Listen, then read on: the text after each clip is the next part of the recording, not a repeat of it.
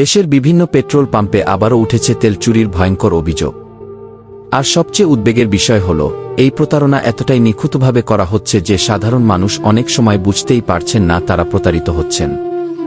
সম্প্রতি গণমাধ্যমে প্রকাশিত এক প্রতিবেদনে উঠে এসেছে, কিছু অসাধু পাম্প মালিক ডিজিটাল মেশিনের ভেতরে কারসাজি করে কম তেল সরবরাহ করছেন।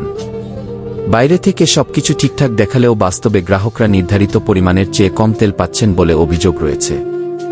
বিশেষজ্ঞরা বলছেন, এই চুরি সরাসরি চোখে ধরা পড়ে না।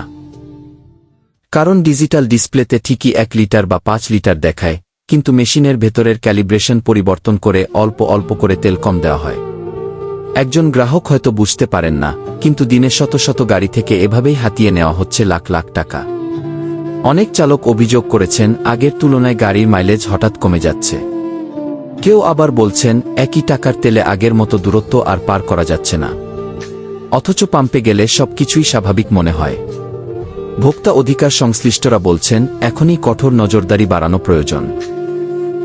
শুধু অভিযান চালালেই হবে না, নিয়মিত তদারকি এবং দোষীদের বিরুদ্ধে কঠিন শাস্তি নিশ্চিত করতে হবে। পাশাপাশি সাধারণ মানুষকেও সচেতন হওয়ার আহ্বান জানানো হয়েছে।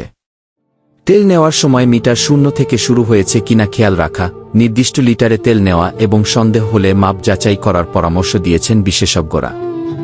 কারণ এই তেল শুধু গাড়ির জ্বালানি নয়, এটা মানুষের ঘাম ঝরানো কষ্টের টাকা। আর সেই টাকায় যদি ডিজিটাল প্রতারণা হয়, তাহলে প্রশ্ন একটাই, সাধারণ মানুষ আসলে কতটা নিরাপদ? রিপোর্ট সিরাজুল ইসলাম কয়রা, খুলনা। জনস্বার্থে রিপোর্টটা শেয়ার করে দিবেন, ধন্যবাদ।